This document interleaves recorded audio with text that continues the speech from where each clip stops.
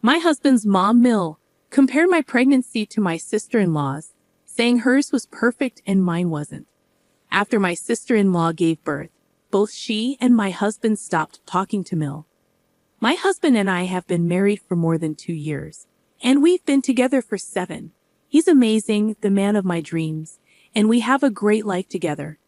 My big Mexican family loves him, and I haven't heard anyone say they don't like him.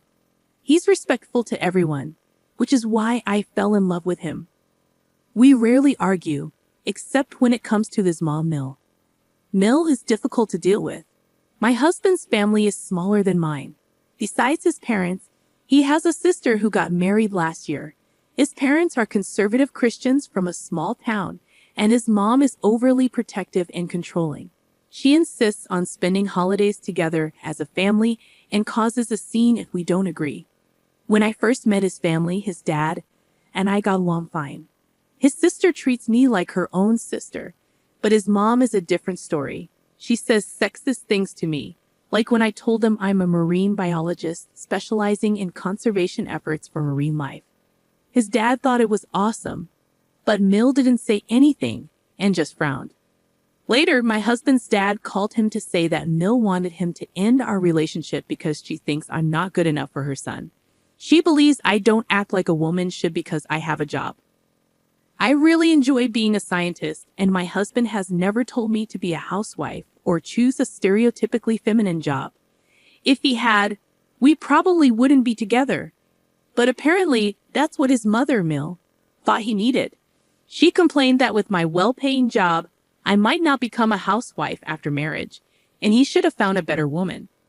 My husband firmly told his dad, Phil, to let his mother know that who he chooses to marry is none of her business.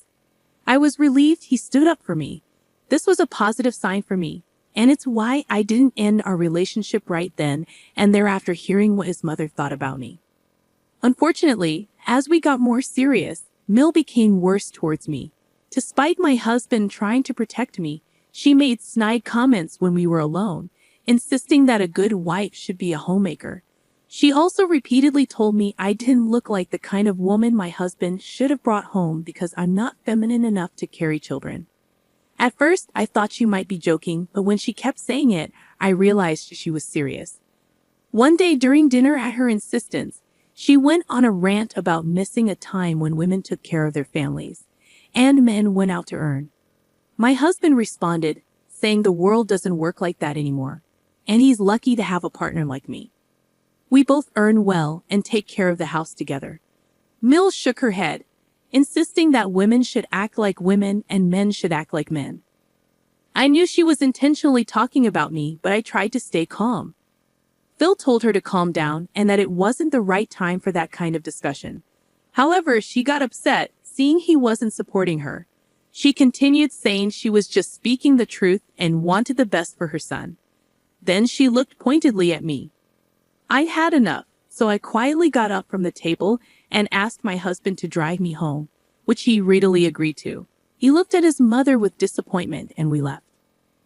Later, when Phil called to mend things, I firmly told him it wasn't up to Mill to decide who her son marries, and she should stop taunting me about having a job. Phil agreed and tried to apologize on her behalf, but I wasn't having it. My husband supported me and told his dad that if she didn't apologize, he wouldn't go back to see her.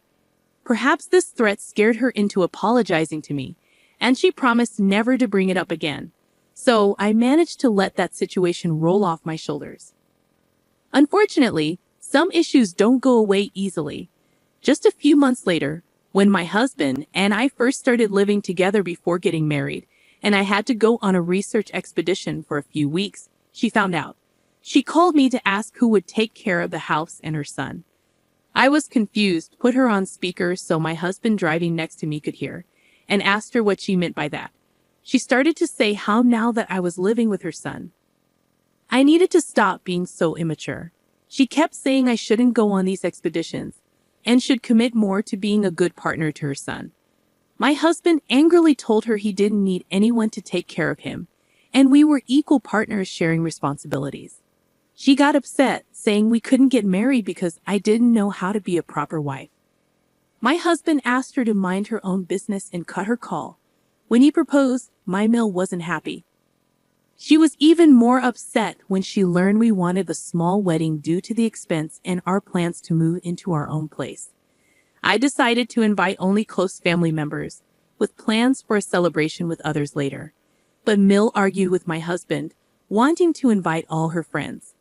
When he asked if she would pay for their plates, she got offended, saying we both earned well and should be ashamed to ask. We stuck to our decision for a small wedding, making it clear she'd be responsible for any uninvited guests she invited. During the wedding, she loudly complained about everything and made it clear she hated my wedding gown. I ignored her because I didn't want to be hurt by her mean comments. My sister tried her best to keep Mill away from me for the rest of the evening. Last year in mid-April, we found out I was pregnant, which was great news since we had been trying for some time. We waited until I was around 9 weeks pregnant to tell our close family and friends. My Mill was upset she wasn't the first to know. She called me, saying she had every right to know first, and she was disappointed in me. I told her we wanted to wait before sharing such important news, and if she wanted to complain, she could. She could feel free to call my husband, as I was in no mood to listen to her lectures about what a good woman should do. Just a month after I announced my pregnancy, Sil told us she was pregnant too. We were shocked yet pleased, knowing there would be a new addition to our family. Sil wasn't married but had a serious longtime boyfriend whom we had all met. I knew Mill would make a big deal about Sil's pregnancy before marriage, which she did. My husband supported his sister, and eventually, Mill accepted it. Phil was emotional and happy to have 2 grandchildren. Sil and I started spending more time together since we were simultaneously pregnant. We leaned on each other for advice and companionship during this magical yet challenging period. While shopping for our babies and deciding on nurseries, Mill started constantly comparing our pregnancies. She turned it into a competition, saying Sil was better equipped to be a mother since she had always been a homemaker, unlike me with a job. Sil and I were bothered by her remarks. During my gender reveal party, I asked Sil to find out the baby's gender from our doctor to prepare the envelope. She did the same for her party. Mill became furious, having a meltdown, accusing me of taking away her grandchild by not allowing her to organize the gender reveal. She insisted my husband should put his foot down so she could be more involved. My husband didn't like how she was speaking to me, so he told her to leave or be permanently cut off from our grandchild's life. She made a scene, crying and insisting she wanted the best for her grandchild, but eventually left. Later, Phil and Sil called concerned about her behavior. We had to explain everything. Sil was shocked and urged me to rest, given the stressful situation. I was distressed after my Mill's screaming episode during Christmas. My husband told her we wouldn't be coming because I couldn't travel long distances due to my condition. She got upset, accusing him of straying away from the family, and hung up when he refused to change his decision. We hoped she understood, but a week later, she texted asking us to be at her place at 4:00 p.m. My husband reminded her about our earlier conversation, but she called screaming again, claiming he had no right to avoid family and accusing me of deterring him. My husband stood his ground, and she started yelling about him needing to control me. I began realizing how controlling and toxic Mill was becoming. I shared my concerns with my husband and Sil, and they agreed she was crossing the line. However, dealing with their mother was exhausting. When it was time to give birth, we didn't have time to inform anyone as I went into preterm labor at 33 weeks. Our baby boy was born at 34 weeks via an emergency C-section. After confirming our well-being, my husband announced our son's birth in the family group chat and informed my family. Everyone congratulated me, but Mill had another meltdown for not being told about the labor and birth. She texted us, insisting she should have been in the delivery room, watching her grandchild come into the world. I didn't reply, focused on my baby. When we announced his name, she called my husband, crying that it sounded too Mexican. She suggested a different name, but we didn't listen. When it was time for her to meet our son, she insisted on calling him a completely different name. My husband firmly asked her to stop. but she tried justifying it as her special little name for him. She also hates that I breastfeed my son because it takes him away from her. She suggests I start feeding him formula so she can spend more time with him. My mother explained the importance of breast milk for a newborn, but Mill argued it was unfair. Her taunts and controlling nature became unbearable. The final straw came when she invited me to lunch to discuss something important. Despite trying to cancel, she insisted we meet. At lunch, she asked about our son's godfather. I knew she wouldn't like the answer. I explained that my husband and I had chosen each other as our children's godparents. Mill burst into tears in the restaurant, yelling about how I could do this to her. She insisted she should be my son's godmother as his grandparent. I reminded her of her belief that Sil was better equipped, so she should be happy that my son would be taken care of well. She argued only she could be trusted and demanded to be his godparent. Fed up, I firmly told her we were done discussing it, and she could talk to my husband later. I told Sil about the lunch, and she didn't like that Mill wanted to be our son's godparent. My husband, too, couldn't understand Mill's behavior and ignored her calls. Last week, Sil gave birth to her daughter, and she asked me to be in the delivery room for support. I happily obliged, with my husband and mother caring for our son at home. After Sil gave birth, I made sure her boyfriend took over the duties. He revealed that apparently Sil, tired of Mill's toxic behavior, took a stand and decided to implement a no-contact rule between Mill and her daughter. Sil asked the hospital to refuse Mill entry, allowing only Phil inside to meet the baby. This decision was shocking and unexpected, as I had never imagined Sil would stand up to Mill in this way. It made me realize why Mill had been calling me all day, possibly trying to blame me or convince me to persuade Sil to see her granddaughter.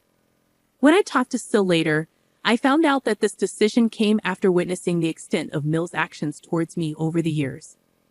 Going no contact was a necessary boundary to protect her daughter from Mill's toxic influence. It was a moment of reckoning for Mill, as the consequences of her actions finally came crashing down. The fallout has been severe, and Mill is completely cut off from her daughter's life, unable to witness precious moments with her grandchild. Since then, I have started to think if it would be the right decision for us to cut off Mill permanently as well. Would it be too cruel? Update 1. Hello everyone. First off, I want to thank you all for your kind words and advice. It means a lot to me. My husband and I have not had any contact with Mill since we found out that Sil has cut her off. She continues to call us, but we ignore them. After discussing with my husband, we agreed that for our mental peace, it would be better to cut her out permanently, as there is no guarantee she won't behave the same way with our son. Everyone asking why we waited so long. My husband grew up in this toxic environment and didn't fully realize how wrong it was until his mother started misbehaving with me. He has always supported and protected me, but his mother is just too much to handle. We set up a group video call with his sister and Phil, where we discussed our decision, and they are on our side. Now we just need to inform Mill about our decision. Update 2. If you're itching for an update, sit down. It's a bit long. My husband decided to call his mother and tell her about our decision yesterday evening. When she first picked up the call, she started screaming at him about how long it had been since he talked with her, and that she wanted to meet our son immediately. My husband remained quiet, and until she was done with her demands, and then gently let her know how she was right, and that he needed to step up and be more of a man. Mill immediately agreed, saying this is what she had wanted from him all along. But my husband interrupted her, stating as a man of our family, he had decided to cut her off from us permanently to protect us from her toxic ideology and drama. Mill was dumbfounded at first, perhaps trying to process what he had just spoken. When she understood the severity of our decision, she started saying she was coming over to meet us and that nothing could stop her from meeting her grandson. My husband immediately warned her that we wouldn't let her in, and we would call the police on her for trespassing on our property. She then started screaming, claiming it was probably my decision and that I was tearing the family apart. My husband told her to think whatever she wanted, but he was done with her. She continued to scream, saying this is why he should have never married a woman like me and that she knew I was bad news all along. Naturally, my husband got angry. He reminded her that we were not the only ones cutting off contact, and Sil has done the same thing. So the issue is clearly her, and she needs to start accepting that. Mill, as usual, kept arguing back, claiming I had polluted the minds of everyone and successfully taken her children away from her. Exasperated, my husband told her if she wanted to blame someone, she should blame herself for being bitter and racist. He said everyone was just done with her, and she needed to come to terms with her own actions. This shut my Mill up, and he blocked her after their conversation. I have done the same. I've also informed my family about the situation and not to pick up Mill's calls for now. I feel bad for my husband and Sil for not having a supportive mother, but I'm also glad that I won't ever have to go through such shitty situations ever again. Update 3. It's been 2 months since my last update, and I'm happy to share that our son is doing well. S and I continue to remain close, meeting regularly for playdates with our babies. It's adorable to see how they are bonding, and I hope they continue to be each other's best friends as they grow up.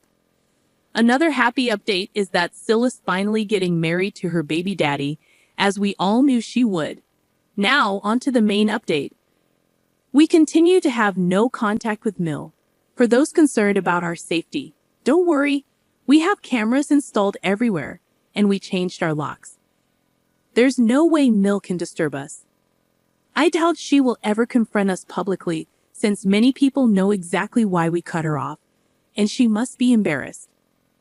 After we cut off all contact, she did try to persuade Phil to talk with us, but he refused and let her know he was getting sick of her too. I guess when her own husband told her this, it might have finally made her think. A few weeks later, she asked Phil to tell us how sorry she was for everything she had done to me. I doubt she genuinely feels apologetic, which is why we continue to not talk with her. Until today, Phil and my family continue to visit us and bond with our grandchild, which is how it's going to be in the near future.